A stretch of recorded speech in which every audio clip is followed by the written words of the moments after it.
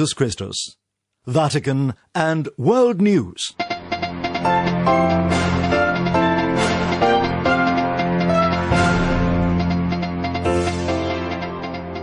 In the headlines this Thursday, May 6th, Pope Francis highlights the importance of inclusiveness and fraternity in his message for the World Day of Migrants and Refugees. The Pope also expresses his closeness to the people of India severely hit by the COVID-19 pandemic, and a report warns that 155 million people faced acute food insecurity in 2020, with conflict being the key driver. In the Vatican, I'm Francesca Merlo. Pope Francis today highlighted the importance of inclusiveness and fraternity in his 2021 message for the World Day of Migrants and Refugees, stressing that an ever wider we, rather than me, will help renew the human family, build a future of justice and peace, and ensure that no one is left behind. Father Benedict Mayaki tells us more. Setting the scene for his message for the 107th World Day of Migrants and Refugees, Pope Francis explained that in the encyclical Fratelli Tutti, he had expressed a hope and a concern that once this health crisis passes, we will think no longer in terms of them and those, but only us. For this reason, the Pope said that he has chosen to devote this year's message to the theme towards an ever wider we, in order to indicate a clear horizon for our common journey in this world. Annually, the World Day for Migrants and Refugees is the last Sunday of September. It is a day set aside to express concern and show solidarity for different vulnerable people on the move and to pray for them as they face many challenges. This year, it will be commemorated on the 26th of September.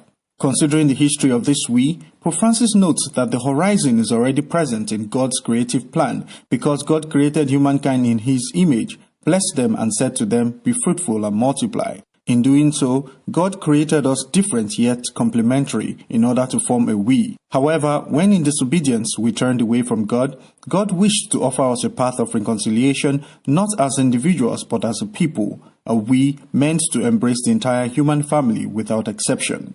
The Holy Father then highlighted that in our present time, this we willed by God is broken and fragmented, wounded and disfigured. To remedy the brokenness of this we, Pope Francis stresses that we are all in the same boat and called to work together so that there will be no more walls that separate us. He therefore appealed to the Catholic faithful and to all men and women of the world to advance together towards an ever wider we. Further addressing the members of the Catholic Church, Pope Francis emphasized the importance of the commitment to becoming ever faithful to our being Catholic. He pointed out that we must even now learn to live together in harmony and peace, especially as our societies will have a colorful future enriched by diversity and cultural exchanges. He added that in order to ensure the proper care of our common home, we must become a we that is ever wider and co-responsible in the profound conviction that whatever good is done in our world is done for present and future generations. I'm Father Benedict Mayaki. Also today, Pope Francis sent a message to Cardinal Oswald Gracious of Bombay, expressing his closeness with the people of India severely hit by record COVID infections and deaths. Thaddeus Jones tells us more. Pope Francis has expressed his solidarity and closeness to the people of India, ravaged by the second wave of COVID-19 infections that has overwhelmed its healthcare system. At this time when so many in India are suffering as a result of the present healthcare emergency, the Pope writes, I am writing to convey my heartfelt solidarity and spiritual closeness to all the Indian people, together with the assurance of my prayers that God will grant healing and consolation to everyone affected by this grave pandemic, the Pope wrote in a message to Cardinal Oswald Gracious of Bombay, the president of the Catholic Bishops' Conference of India. The Holy Father particularly expressed his closeness to the sick and their families, to those who care for them, and in particular to those who are mourning the loss of their loved ones. The Pope writes, I think too of the many doctors, nurses, hospital workers, ambulance drivers, and those working tirelessly to respond to the immediate needs of their brothers and sisters.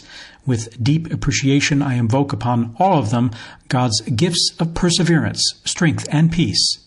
Pope Francis expressed his gratitude to the Catholic Church of India for its works of charity and fraternal solidarity carried out in the service of all. The Pope writes, I think especially of the generosity shown by so many committed young people. I join you in commending to the Lord's infinite mercy the faithful who have lost their lives, not least the great numbers of priests and men and women religious. He continues, in these days of immense grief, may we all be consoled in the hope born of Easter and of our unshakable faith in Christ's promise of resurrection and new life, the Pope concluded, imparting his blessing. I'm Thaddeus Jones. In world news, experts say Jordan is now in the grip of one of the most severe droughts in its history. Nathan Morley reports. The recent rainy season, which usually runs from October till the end of April, was poor this year. Rains were reduced, totalling just 60% of the normal fall. Jordan needs around 1.3 billion cubic metres of water per year, but the quantities available are at around 850 to 900 million cubic metres. Many people are now warning that the worst, though, is yet to come. The Environment Ministry says that Jordan is among the world's most water-deficient countries, and fears that a warming planet will make the situation more severe are starting to grow. The annual temperature is expected to increase by 2 degrees Celsius and rainfall cut by more than a fifth by the year 2050. That's according to projections from the World Bank. To make matters even worse, prices of produce have slumped after exports dropped by a fifth last year due to the coronavirus. The pandemic has also hit big customers like hotels and restaurants. Beyond crop irrigation, the drought could reduce access to drinking water as well. This year, the reserves of the 3 drinking water dams have reached critical levels, now at just a third of their normal capacity. At the same time, household water consumption has surged by 10% since the start of the pandemic as people stay at home amid restrictions. For Vatican Radio, this is Nathan Morley reporting. 155 million people faced acute food insecurity in 2020, with conflict being the key driver, according to the Global Report on Food Crises 2021 published on Wednesday. Robin Gomes has the details. At least 155 million people faced crisis levels of food insecurity in 2020 because of hunger, extreme weather events and economic shocks linked in part to COVID-19. This is an increase of 20 million over the previous year, 2019, which was an already record year for acute food insecurity.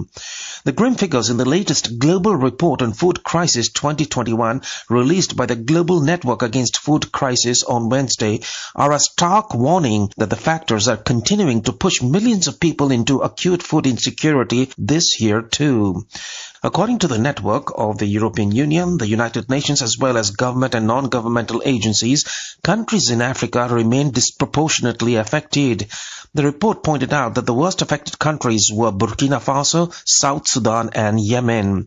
Across these 3 countries, around 133,000 people were at IPC5, which is the highest level of food insecurity that needed urgent action to avoid death and a collapse of livelihoods. At least another 28 million people were one step away from starvation, that is IPC4, across 38 countries and territories where urgent action saved lives and livelihoods and prevented famine spreading. Close to 98 million people facing acute food insecurity in 2020, or 2 out of 3, were on the African continent. Outside Africa, Yemen, Afghanistan, Syria and Haiti were among the 10 worst food crises last year. The Global Report on Food Crisis also noted that 39 countries and territories had experienced food crisis in the last 5 years. In a comment in the report, UN Secretary General Antonio Guterres said, "Conflict and hunger are mutually reinforcing. We need to tackle hunger and conflict together to solve either. We must do everything we can to end this vicious cycle," he added. I am Robin Gomes. Turning back to papal news, Pope Francis on Thursday received 34 new members of the Pontifical Swiss Guard, telling them that the qualities of courtesy and helpfulness in their work are a beautiful testimony and a sign of the Church's welcome. Lydia O'Kane reports.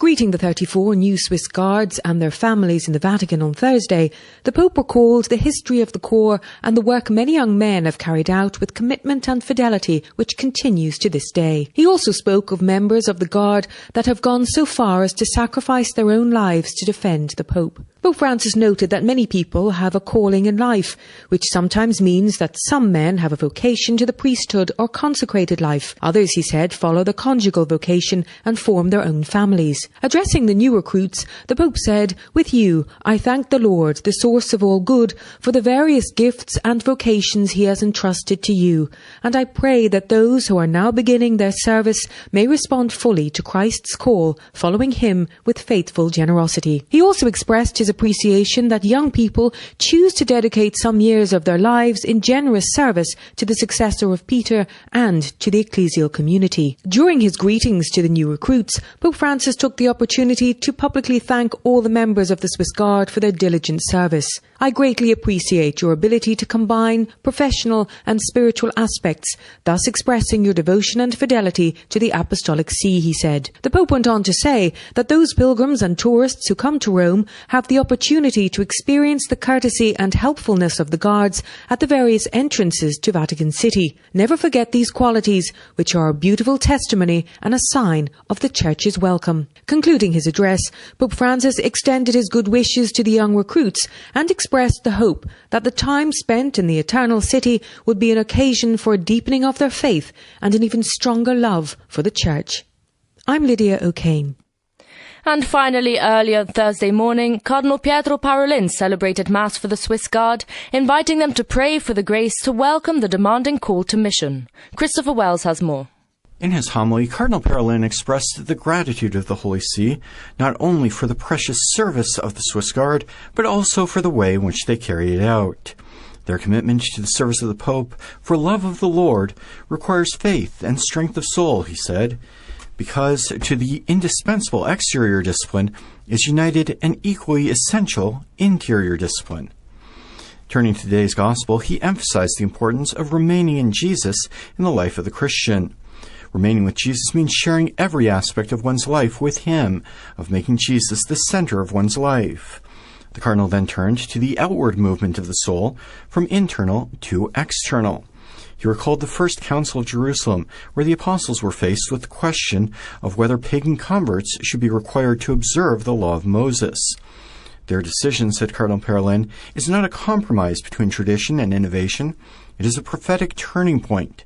No tradition, not even the best, can represent an obstacle to the proclamation of the Risen One. He invited the Swiss Guards to pray for the grace to welcome the demanding call to mission, to bear witness to Jesus, especially by the example of one's life. The two words, communion and mission, belong to the essence of the Church, said Cardinal Parolin.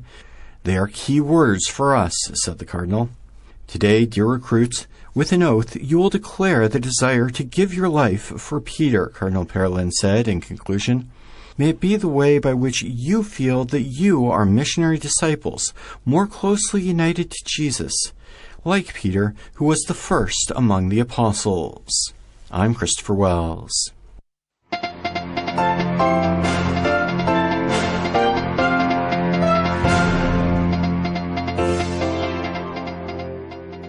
And that brings us to the end of this edition of Vatican and World News. For more on these and other stories, we invite you to visit our web portal at www.vaticannews.va.